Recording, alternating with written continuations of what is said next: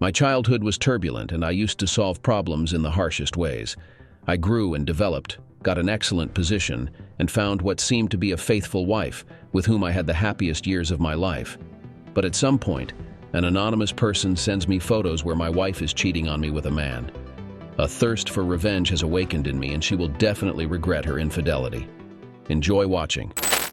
I was ready for work, seated at the breakfast table with a mug of coffee and the morning paper. Meanwhile, Tracy was still in the bedroom getting ready for her workday. There was nothing particularly notable about this morning that set it apart from the countless workdays of the past year. As my eyes scanned the front page, I came across a headline situated in the middle, a revelation I had anticipated since Cosimo had forewarned me the night before. Cosimo consistently delivered on his promises. The news article reported a man found murdered in his residence.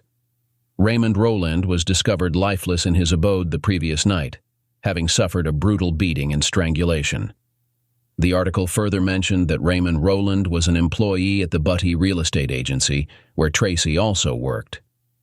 Currently, the police had no suspects, and the investigation had just commenced. With this unsettling information, there seemed to be no reason to continue reading the newspaper. I folded it and placed it on the table where Tracy habitually sat in the mornings. A comforting warmth enveloped me as I reflected on the various elements leading up to this moment. While sipping my coffee, Tracy entered the dining room. Her beauty struck me profoundly. My wife of 5 years appeared even more captivating today than when we initially met 7 years ago. There was no exchange of morning pleasantries between us as she took her seat and poured herself some coffee. It was hard to ignore the erosion of our marriage over the past year. For the last 2 months, communication had dwindled, especially after our heated argument regarding her extended working hours. Tracy seemed to retreat into herself, and her newfound aloofness bothered me more than anything else. During our courtship and early marriage, she had been warm and affectionate, qualities I sorely missed. The end of our relationship seemed imminent. Tracy, holding the newspaper in one hand and the coffee cup in the other, perused the headlines. As she took a sip of her coffee, she suddenly spat it out, her eyes widening in shock. A horrified expression crossed her face, and she screamed upon reading the article about Raymond Rowland's murder. I remained silent, feeling no need to broach the subject with her. Tracy, looking on the verge of nausea, hastily rose from her chair and rushed to the bathroom. Taking a deep breath, I stood up, placed my coffee cup in the dishwasher, and with my briefcase in hand, headed to the garage. I got into my car without inquiring about Tracy's well-being. Her feelings no longer held significance to me. My name is Joshua Nixon. I'm 29 years old, with Italian roots from Pittsburgh, Pennsylvania. My youth was marked by trouble, associating with a gang of Italian boys who considered themselves the junior mafia. I'll omit most of the negative aspects of our activities and focus on an incident that significantly altered my wayward behavior. Cosimo and I were inseparable, sharing the same age and social circle. The primary distinction between Cosimo and me lay in our minds. I'm not suggesting Cosimo lacked intelligence. He just struggled to navigate legal issues, often getting caught by the police despite our shared involvement in unlawful activities. One night, Cosimo and I broke into a warehouse at the port, seeking items to steal for profit. As we entered through a side window, the guards, having observed us, awaited our exit. While slipping back out with several boxes of MP3 players, one guard apprehended Cosimo. As I climbed through the window, the second guard attempted to seize me, but I countered by hitting him with a box. Subsequently, I tackled the other guard, allowing Cosimo to escape. The second guard subdued me, and the situation turned unfavorable when the police arrived. They, along with the guards, found amusement in examining my battered body. I spent 2 weeks in prison, followed by probation. Cosimo apologized multiple times for fleeing when the guards apprehended me. I reassured him, explaining that his escape was preferable given the potential consequences considering his prior arrest. My parents were furious and embarrassed by my arrest. My father resorted to corporal punishment. Consequently, I was enrolled in St. Peter's Catholic High School to instill discipline.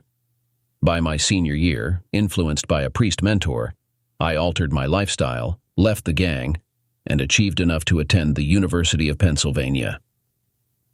I excelled in college, earning a degree in human resources, leading to a successful career.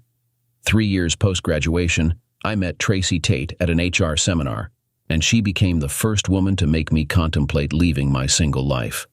Our courtship, marked by Tracy's multifaceted personality, faced challenges due to her stubborn nature. Despite her troubled past of being abandoned as a baby, our relationship flourished, and we married in a small church ceremony. We decided to delay having children until financial stability allowed Tracy to be a full-time mother, a decision met with disapproval from my parents. In the 3rd year of our marriage, complications arose when Tracy's company was acquired, leading to the elimination of her job. Although upset, she eventually found a new position as an office manager at a real estate agency. I supported her during unemployment, sensing occasional resentment towards my enjoyable job. Tracy's mood swings, particularly during her period, persisted for a while, but as she settled into her new job, our married life improved. Tracy became more enthusiastic about her work, even pursuing real estate courses, and our relationship thrived. For me, it turned into a mixed situation. On the positive side, I was gradually advancing up the management hierarchy in my company, having devoted 5 years to my work. The future seemed promising until a merger with an Atlanta-based company reshaped my job responsibilities. I was tasked with integrating Atlanta into our corporate structure, involving training their staff and managing staff reductions when necessary. Despite my enthusiasm for these new responsibilities, the downside was that it required frequent out-of-town trips, which didn't sit well with Tracy. Initially, I managed to be home on weekends, easing Tracy's concerns about my absence. However, over time, my weekend returns failed to compensate for the time spent away, leading to Tracy developing a stubborn mindset. She began to insinuate that I enjoyed being away and hinted at the possibility of an extramarital affair during my time in Atlanta. Despite my efforts, including calling her during the day, sending flowers and humorous cards, her coldness persisted.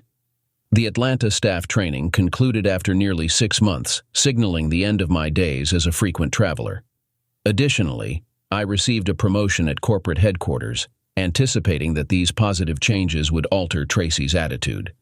To my disappointment, when I ceased traveling, Tracy increased her overtime at the agency. When I questioned her about it, she sarcastically mentioned working for a promotion and implied it was time for me to experience solitude in the evenings. Our intimate life also dwindled. Recently, Tracy informed me of her weekend plans to attend a special orientation session with colleagues, leaving me out of the discussion. Despite my attempts to understand her overtime and communicate about it, Tracy seemed distant. Feeling a desire for a weekend away from home, I decided not to inform her about my plans to spend time with friends. The morning she left for Atlantic City, I casually inquired about contacting her during the trip.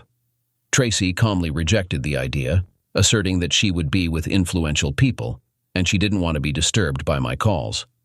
Respecting her wishes, I refrained from pressing the matter. Once in Atlantic City, I met up with my longtime friend Cosimo, who was delighted to see me after over a year. We spent Saturday evening at a local bar, where tempting offers were presented by young women. Despite the allure, I remained true to my wedding vows, declining any advances. Cosimo, surprised at my loyalty, remarked on the seriousness with which I took marital commitment. The next day we attended a Steelers game, enjoying the atmosphere despite the cold and windy weather in Pittsburgh. The weekend away provided a temporary escape, but the challenges in my relationship with Tracy lingered in the back of my mind. Despite the camaraderie Carmody sought, I opted to excuse myself considering the looming challenges at work and the return of my wife Tracy that night. However, Tracy did not return on Sunday, casting doubts about recent events in our marriage. Contemplating our relationship, I felt a sense of impending doom. Though every marriage faces challenges, ours seemed to have evolved into something more distressing. The workday unfolded as anticipated, with high-level meetings and a harassment lawsuit against the company adding to the stress. At 6:30, I finally had a chance to check my emails, discovering a dozen messages from staff. Amid them, one email titled, "Who will be the last to know?" caught my attention. Expecting humor, I was instead confronted with a photo of Tracy passionately embracing another man, accompanied by a message prompting me to click a link for more details. A chill ran down my spine as I hesitated, eventually clicking the link. Another photo revealed Tracy and the man in a compromising position, accompanied by a text urging me to click further. The subsequent image shattered my world. Tracy, the love of my life, exposed as unfaithful. The text beneath revealed the person responsible, Raymond Rowland, her photography partner. In the face of this betrayal, a quiet determination overcame me. I refused to tolerate infidelity and betrayal. Revenge now occupied my thoughts. The sender of the incriminating emails was unknown, leaving me with questions about their motives. As I inserted the CD to make copies, I vowed to unveil the truth and make those responsible pay for the deliberate and mortal insult inflicted upon me. After discovering the program that deleted the email from my hard drive, I settled into my swivel chair, attempting to comprehend why Tracy had betrayed our marriage. The only plausible explanation I could fathom was blaming it on Tracy's split personality. Even so, if she desired a divorce, I was willing to grant it. With no children involved, we could both move on from this shattered marriage. However, my retaliation would be swift and thorough. I harbored no intentions of showing mercy. My plan began taking shape. Exiting the office building, I turned the corner to a payphone and dialed an untraceable cell phone. Speaking to Cosimo, I expressed that it was time for him to repay the debt he owed me. Upon returning home around 8:30, I found Tracy already watching TV.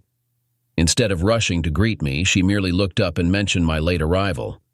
In response, I tersely explained that I came home late as I proceeded to the kitchen. Little was said between us. I grabbed a beer from the refrigerator and retreated to the spare room, transformed into an office, locking the door behind me. In this country, when someone is convicted of a serious crime, they typically face either the death penalty or life imprisonment. My revenge plan included 1 death penalty and 1 life sentence. I required some solitude to contemplate the remaining details. Cosimo would play a role in settling the score with Mr. Raymond Rowland, while my vengeance against Tracy demanded a personal effort. Over the next days, I continued sending flowers to Tracy's office, creating an appearance of a caring husband. I made a dinner reservation near her workplace, leaving messages for her to join me, but she never showed up. I ensured the waitress gave our table to someone else, emphasizing how my wife had left me. Tracy returned home later with no explanation, and I found myself indifferent to whatever she had to say. The wheels of revenge were set in motion. A courier delivered an envelope marked personal and confidential, containing a single sheet instructing me to provide a reliable alibi for the next evening. It mentioned a name, Larry Maynard, and a phone number. After memorizing the details, I shredded the paper and scattered the pieces near the office building. Coming home early one evening, I changed clothes, poured a drink, and enjoyed jazz, asserting my dominance. Tracy returned without confrontation, assessed the situation, and left again. As she came home later and slid into bed, silence prevailed. Thursday night, a typical poker night, became my ironclad alibi. Playing with guys from the office at the old stage coach bar, I gathered useful information. Early to bed, the clock read 2:35 with no sound or movement from Tracy. I slept peacefully, aware of the events earlier that evening. Now that Raymond Rowland faced the death penalty, it was time to sentence the second criminal. Tracy's punishment would commence shortly after my phone call, providing a sense of satisfaction and justice. Whatever twisted aspect of her personality led her to disrespect me in the most disgraceful manner was no longer my concern. I no longer felt any sympathy for the woman I had once loved wholeheartedly. The impending retribution she was about to face was a consequence of her own actions. The police interviewed all employees at the beauty real estate agency, receiving intriguing yet conflicting statements. Tracy, among others, was questioned multiple times. Detective Andrew Kruger visited our house and inquired about any information I might have regarding Raymond Rowland. I explained that I had only met Raymond once, at a Christmas party organized by Beauty. Apart from that occasion, I had no further contact with Mr. Rowland.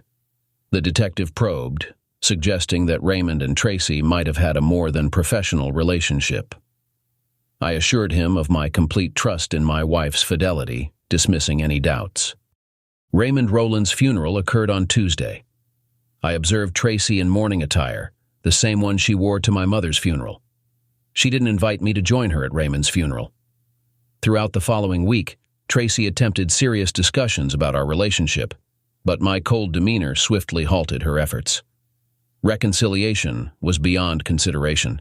I held the power to end this charade at any moment. 3 weeks after Raymond's murder, the police investigation seemed to stall, lacking new leads. Some suggested the possibility of Raymond being targeted by a loan shark or bookmaker. Tracy's mental state deteriorated over these weeks. She appeared more distressed and confused. Despite witnessing her struggles, I offered no help or comfort. I harbored thoughts of her suffering for her betrayal. After 3 weeks, I contacted Larry, who had a plan ready. Friday morning, I left for work before Tracy was up, avoiding a final encounter in my house. The sand in the hourglass had run out. A car with 2 men parked across the street awaited. The abduction unfolded at a 4-way stop intersection, executed with Delta Force precision. In less than 30 seconds, Tracy was injected with a needle, freed from her seatbelt, and placed in the passenger seat. The men swiftly drove away without any witnesses.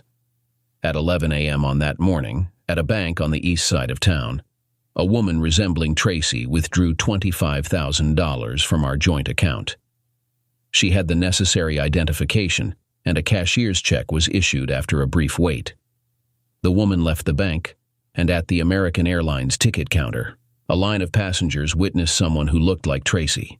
She presented her boarding pass, photo ID, and passport, all reserved online the previous night.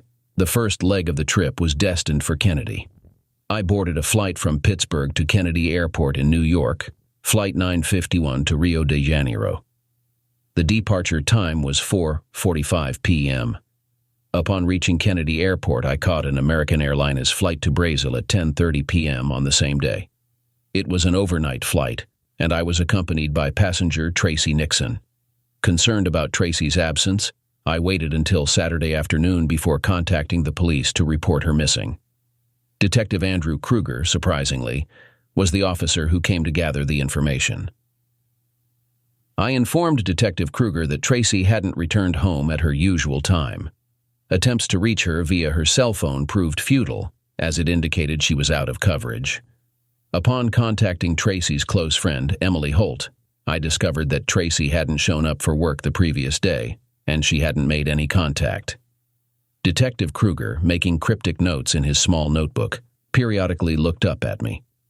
Eventually, he began inquiring about my marriage, questioning whether any issues might be related to Tracy's disappearance. I reiterated what I had told him before, affirming that our marriage was excellent, and I couldn't fathom any reason for Tracy to voluntarily vanish. When he raised the possibility of my involvement in foul play, I vehemently denied it, emphasizing my love for my wife. I shared that lying to the police was a skill acquired in my early years while working with the youth mafia. 3 days later, Detective Kruger visited my office during working hours, possibly to assess me personally. After being shown into my office, he inquired about any news on Tracy's whereabouts. I wore an expression of concern as I questioned him about any developments. Detective Kruger then provided information about Tracy's activities after leaving our house, mentioning sightings at Denny's restaurant and Allegan National Bank. The shocking revelation came when he disclosed that Tracy had withdrawn $25,000 from our joint savings account. My disbelief was evident, and I expressed concern, insisting that Tracy hadn't mentioned any need for such a significant sum. Detective Kruger, confident in the evidence, mentioned CCTV footage and the cashier's check process. He suggested that I would identify Tracy in the security footage at the bank.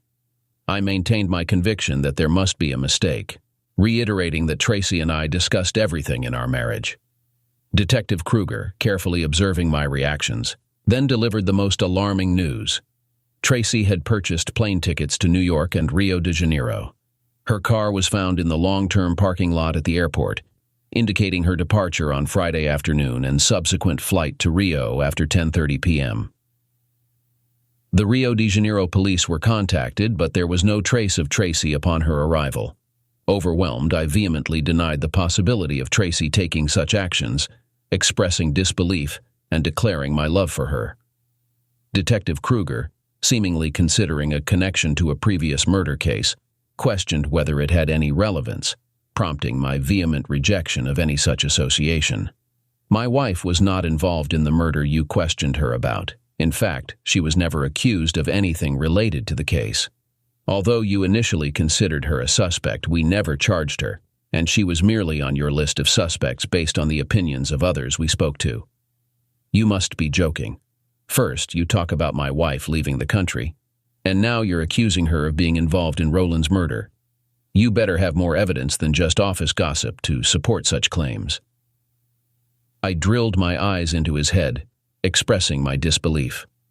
We're still working on the case, Mr. Nixon, and now that your wife has left the country, suspicions about her involvement have increased. He paused for a long time and then mentioned evidence at the crime scene suggesting the murder was more than a simple gangland hit for money. The wounds on Roland's body indicated a sexual overtone, with torture and beating occurring for hours before strangulation. I chuckled quietly, questioning how my petite wife could be capable of such brutality. Your accusations are becoming more absurd with each passing moment. Perhaps, Mr. Nixon, but the evidence so far points to your wife's involvement. Maybe someone else helped her. He paused, licked his lips, and insinuated that I might be that other person. I retorted, rejecting the idea before he could say more. Despite suspecting my involvement, they couldn't find any evidence against me due to a solid alibi for the time of the murder. Let me clarify. You come here suggesting my wife left the country because of her involvement in a murder, implicating me as a likely accomplice. I paused, staring straight at him. If that's all, then this meeting is over. I got up, opened the door, indicating it was time for him to leave. Kruger rose and headed towards the door without extending a hand, and I didn't either. After he left, I leaned back in my swivel chair, convinced that Kruger's visit aimed to gather information rather than provide any substantial updates on the cases. I carefully thought about every statement and question he made. Although Kruger believed I might be involved in the cases, my alibi remained reliable, playing poker the night Roland was killed and being in meetings the day Tracy went missing. It was now 2 weeks since Tracy disappeared, and I hadn't heard anything from Larry or Cosimo. Despite feeling watched at times, my daily routines were normal and showed no signs of evasion or attempts to hide something. I called Kruger every other time, seeking more clarity on the investigations. On the day I sought information about my missing wife, the Brazilian police had no new updates. Despite her arrival in Rio, there was no evidence of Tracy's presence. While waiting at home and ordering pizza from Domino's as I watched football on TV, the pizza delivery guy arrived with my order. Surprisingly, I found an envelope on top of the pizza box. Opening it, I discovered a message instructing me to be at St. Peter's Basilica for the 10 a.m. Mass the next morning. During communion, I was to slip out through the east side door, where a dark Ford Crown Victoria would be waiting. Holding the note, I realized it might be the last time I saw Tracy before Larry orchestrated her departure from the country. Larry ensured a 2-week delay to solidify the cover-up plan, leaving the police with limited evidence. Darkness enveloped my bedroom as I contemplated the nightmare of the past month and a half. An email triggered a chain of events, revealing the dark side rooted in my ancestral history. St. Peter's Basilica, with its large congregation, provided cover for my movements. Exiting during communion, I found the waiting dark Ford sedan, leading to a large warehouse where I met Larry for the first time. Larry, maintaining a stony expression, warned me about Tracy's difficult weeks.